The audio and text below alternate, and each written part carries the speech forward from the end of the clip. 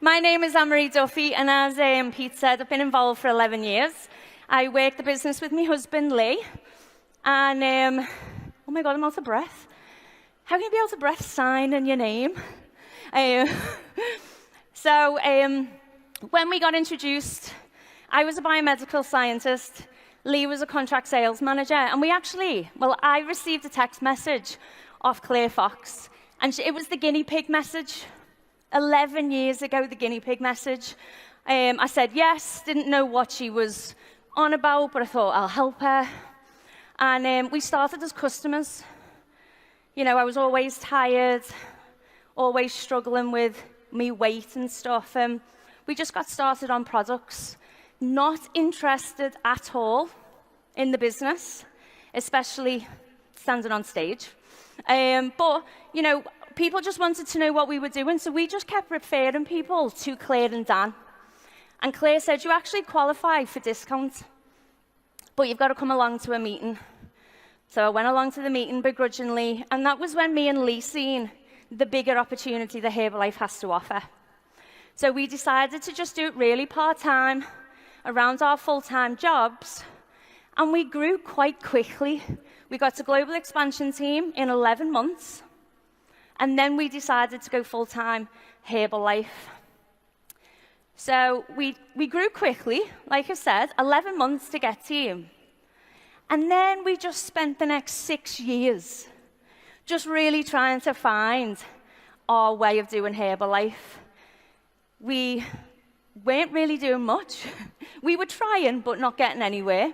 We couldn't duplicate what we were doing, and actually, our business went backwards, okay? Lee had to go back and get a job. We were in debt from rental properties that we had, and we were just rock bottom. And then 4 years ago, we were introduced to the Breakfast Budget Club model by Claire and Dan. And we've been watching Claire and Dan from afar, and we could see, yes, their business was growing, but they were happier. And that was what we wanted, because we were lost. And so we went and spoke to Claire and Dan. We saw what they were doing, and we said, we're in. And they said, okay, but you've got to master the basics. You've got to go back to the beginning, supervisor mentality, follow the pathway, plug people in, move them to supervisor, and by using the career ladder, create leaders to duplicate clubs. And that's what we did. And that's what we've been doing for the last 4 years. And that's how we've gone from not even picking up our Get Team check to now Pres Team 15K. This is the last 3 months total volume for us, profit, and new supervisors on all levels. And it's like a game. It's a game for us to see how many new supervisors can our organization duplicate. That's what it's all about. You've got to have a bit of fun with it. This is our club as of yesterday morning. And then this is what happens when you learn to duplicate what you're doing and create leaders. So 26 clubs on 3 levels and 33 on all. And I just want to give a massive shout out to every single one of these guys who are impacting their community in a huge way. So this is mine and Lee's vision. So we want 10 frontline tab team breakfast budget clubs, but that are able to duplicate themselves. That is the name of the game. It's not just about opening clubs, it's about opening successful, profitable breakfast budget clubs that are able to duplicate by using the career ladder. And that's what I'm going to talk about today. And this is where I am at my happiest, talking about the career ladder. Okay? So it's time to roll up your sleeves. We're going to get into the nitty-gritty. So are you ready? Claire and Dan touched on this just earlier. When I was a scientist in the NHS, I was a professional. I was a professional in the workplace. And I also knew that if I wanted to be promoted up the career ladder in the NHS, then I had to do certain things in order to be able to be promoted. But we didn't bring any of that into our Herbalife business until we got involved in the breakfast budget clubs. And that was one of the very first things that we needed to change. We needed to raise our standards as professionals in the breakfast budget club model.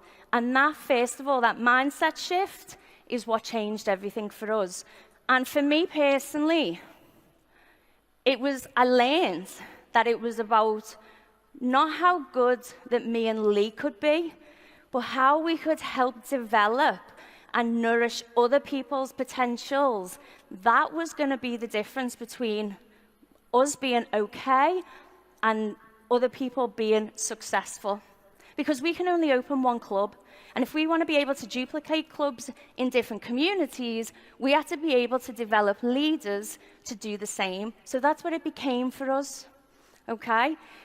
So let's recap what the mission is. It's to help 10,000 people to get healthier. So we're purpose-driven. We know every morning what we're getting up for. And we're going to be able to do that by creating 100 profitable breakfast budget clubs, each with 100 customers in over the next 10 years. And we committed to that, and we promised ourselves no distractions. But in able to open those other clubs, we needed the way to be able to take a club member all the way through to becoming a club owner. So another mindset shift for me and Lee was when someone walks into our club, up the stairs, we don't look at them as a potential club member. We look at every single person as a potential club owner, okay? And that's a massive mindset shift because we're not there. We can't judge who's going to be the next club owner. What we can do is treat everyone fairly, give them the same opportunity, and have a step-by-step plan on how we're going to get them to where they want to get to, not where we want them. Meet them where they are, build your relationships, nourish their potential, and they will decide where they want to go. Is that clear? Yes. Okay, fantastic. So you heard Claire and Dan talking about the blockages, and the first blockage was how to develop trainee coaches. So when you first open your club or you're in club and you're filling the funnel and you've got all these club members, if you're not proactively looking for your trainee coaches, you're going to end up with loads of members. You're going to be running around like a headless chicken, and your club's going to get stuck because no one's going to be able to leave. Okay? And you might be that person in that room right now. So I'm going to show you how we use the Trainee Coach Program because we needed to be able to show our club members that there was a simple way for them to learn the skills of how to become a trainee coach in the safety of the club, learning as they were going along. And it was all around the 20-point checklist. And it's simple, practical skills. Dan touched on this, it's mastering the basics through tell, show, try, do. And club is so practical that you're in the room all the time with your trainee coach. You're showing them every single day you're in club. How to look at food planners, how to make shakes, how to do things with the club members, take pictures, recognition. And you're going to hear all that this weekend. It helps them build the skills, the knowledge, the confidence, all while still learning how to get their first customers and put money in their pocket. And the most important thing is teaching them how to track the profits. Because it is so empowering to say to a brand new trainee coach, how much money did you make last month, profit? And because they're tracking it, they go, £250. And that is life-changing for people. That could mean that they could pay their rent on time. It makes a huge difference to someone's life, but they need to be able to see that they're getting paid for their efforts. It's so important. Plus also, the 20-point checklist is the first taste of responsibility for that trainee coach. I'm a bit of a stickler for people understanding responsibility for their own business in our club, yeah? Because me and Duff work together in the club, he's good cop and I'm bad cop, okay? So I always say to our trainee coaches, and they'll be listening and nodding, when I give them this checklist, I go, okay, This is your responsibility to be proactive in coming to us to get these signed off. You have to be the one that comes to us of a morning and goes, right, I need you to help me with this because this still needs to be signed off. I'm not going to be the one checking to see what needs to be done. Okay? And that's important because it shows the trainee from day one that it's their business, it's their responsibility. Okay? And we have minimum requirements to be a trainee coaching club. So there's quite a few ambassadors in here.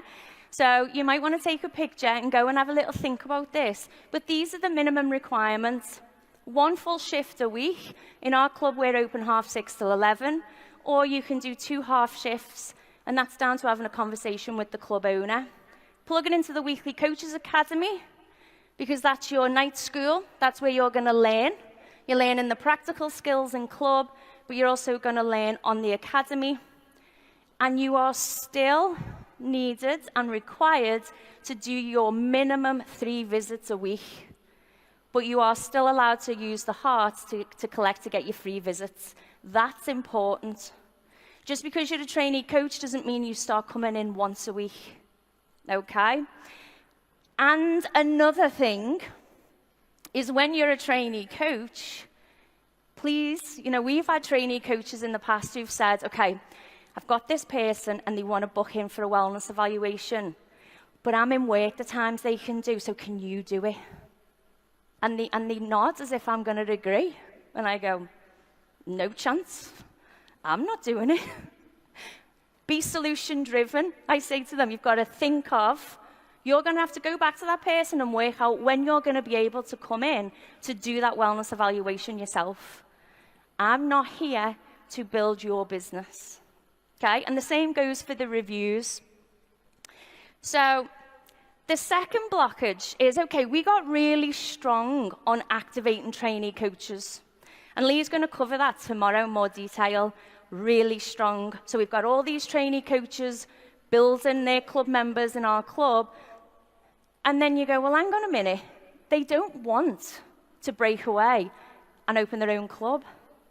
So you kind of now have got really strong trainee coaches, but no one's willing to break away, and your Club 100 is coming up quick, yeah? Because you've only got space for 100. And that's what Claire and Dan touched on, is when then there was a few little amendments, and that's when the Nutrition Club career ladder evolved. And one of the first things that we used as a gauge was when a trainee coach gets up to 10 to 15 club members in your club, it's like a little flag comes out. Time to have a conversation, yeah? Because then we need to sit down with the trainee coach and go, right, when you started, you said this was your intention. Now we need to know, has it changed? Do you now see yourself as a club owner, or do you still want to stay as a trainee coach? Because then the conversation comes, well, if they say, well, I still want to just be a trainee, I've got no intention of moving, then the conversation might have to become, well, when you're 10 to 15, I'm going to actually ask you to stop inviting people into club because we need the space to develop junior partners. And there's a club owner in here. I've just seen her. We had that conversation. It's Debbie Cooper. She's at the back. And she was building away. She was an amazing trainee in club. She had team. She had trainee coaches underneath her. And we were looking at these circles and these club members. And I was like, Debs, what's the vision? She was like, I'm happy just being a trainee coach. And I said, okay, I'm going to have to stop inviting now, Debs. And I remember, she was like, you can't stop me inviting. I went, I can. And we laughed about it. And I said, so you've got 2 days to go away and think, and you come back to us and tell us what your next vision is. And now she is the proud club owner of Feel Good Nutrition.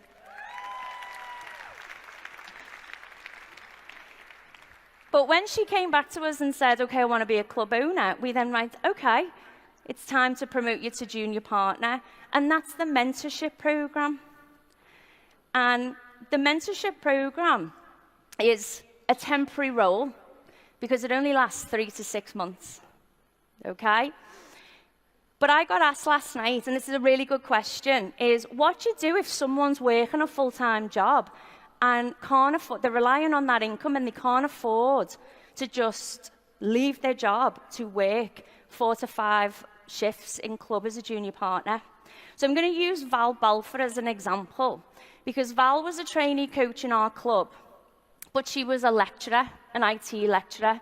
But she always had the vision that she wanted to be a club owner, but she just couldn't commit to doing the 4 to 5 full shifts because she was still doing this lecturing job, which she hated, but it was essential at that point. So we sat down and put a plan in place. And the first thing we said to Val was, okay, you want to be a club owner, which means you've got to be full-time in Herbalife. So how much money do you need to be earning, profit, to be able to walk away from your job? And she wrote that down. And that was her first intention. Okay, that's the long-term goal. That's where we're aiming for. Then we said to her, okay, how much do you need to be earning profit to go part-time or drop hours in your job? She wrote that down. So Val had a plan. So we said to her, because we know that you're working towards being a club owner, and that's the long-term goal, we'll allow you to keep bringing club members in past that 10 to 15, but you've also got to commit to doing more shifts in club. So it's not keep bringing people in and still only do one. It's you've got to be able to match, because you've got to look after those club members, but also you've got to be able to earn the income in order to be able to phase out from your full-time position. Does that make sense? Yeah? Okay. And now Val's in the room. She's a Get 2.5 member, and she's got 5 clubs in her organisation. So the Junior Partner Mentorship Program, like I said, it's temporary. It's 3 to 6 months, because then the next step is you're a club owner. You graduate, and you know, you open your club. And for me, the junior partner position, I love it, because this is where we get to the nitty-gritty. We get serious about them becoming the mini club owners in your club, okay? And my junior partners that have been in our club, they must have hated me, I would say, pretty much the whole time that they were a junior partner, because everything they came to me question-wise, I would turn back to them. Because we wanted to be able to set them up mentally, to be able to, when they open their own club, there's no one they can run to ask questions. And that for me is important. So from day one as a junior partner, I'm going to be asking you questions. So like I would be in club and they'd go, the light bulb in the fridge has gone out. What do I do? I've no idea. I'm not here. You're a club owner. What do you do yourself? And they go, okay, and go away. You know, we want to teach them how to become solution-driven. You know, what happens if the payment machine didn't work one day? I got a phone call. I was like, I don't know. You're in a club on your own. What you do? Think quick. Think on your feet. You need to be able to know how to take payments from your club members if no one else is there to tell you. And that's what I love about it, really helping develop the leaders, but also being like that solution-driven mindset. And we have like, you know, like we have the 20-point checklist for the trainees. We have an 8-point checklist for the junior partners, really helping them get into the mindset of being a club owner. We're going to help them understand that they need to build 30 to 40 club members and the 2 to 3 trainee coaches. And again, you might be a trainee in here and think, okay, what do I have to do to be a junior partner? These are the minimum requirements for a junior partner. You have to have brought in a minimum of 10 frontline club members yourself, consistently filling the funnel and inviting. It doesn't stop as a junior partner. You've committed to the 4 to 5 full shifts a week. You're still plugging into the academy. You've completed the 20-point trainee checklist. But for me as well, me and Duff, it's not a given position. It is up to the club owner who gets promoted to junior partner based on their work ethic, their values, how much of a team player they are, okay? Because we take our role really seriously about developing strong leaders who are going to go out into the community and open a breakfast budget club, okay? So I know I sound quite serious, but for me it is, yeah? And this is the business plan. And like Claire said, we have all these little business plans up in our club because they're great visuals. Because while we're sat around the tables talking to club members and even trainee coaches, and they say, okay, well, what's the next step? Or how does someone open their own club? We have all the visuals to be able to say, here, here, and here. It's kind of like like QVC. Yeah? But it's about the magic numbers, and we are always using these diagrams with our junior partners and, club owners for them to be able to visualize what their business looks like in relation to the business plan. And a junior partner will build their 30 to 40 club members with their 2 to 3 serious trainee coaches in your club. They have 3 to 6 months in order to develop as a mini club owner in your club, and it's the safety of your club where they can learn, they can make mistakes, and it's okay because you're there to help them. But when they're ready to graduate, as Claire and Dan always say, they pick up their people, their mini club in your club, and sidestep and open in their own club in profit. And that is how we do it to help create strong, profitable breakfast budget clubs. And if you look, the career ladder is a building block of every little cluster to be able to get to Club 100. So if you can learn and master the career ladder and always be using the gauges, using the magic numbers, having open communication to be able to put plans in place, this is what you're building towards. And when it happens, it takes your purpose to a whole other level. Because when you see your team, your leaders, duplicating, growing in skills, confidence, and going out and duplicating clubs, it just absolutely makes your heart burst. I absolutely love it. And it's almost like a little pat on the back. Okay, good job, we've done it. We've helped someone else go, and they've flown the nest, yeah? And what I want everyone to do is to take a picture of this, because what I want you to be able to think of over this weekend and when you get home is to really see where you see yourself, or what is the vision for you with regards to the Herbalife marketing plan. And next to it is how many breakfast budget clubs you need to have open in 3 levels.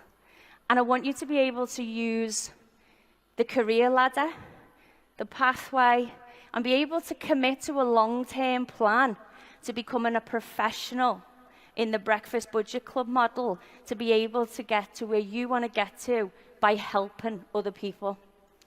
And just to finish off, just my little top tips.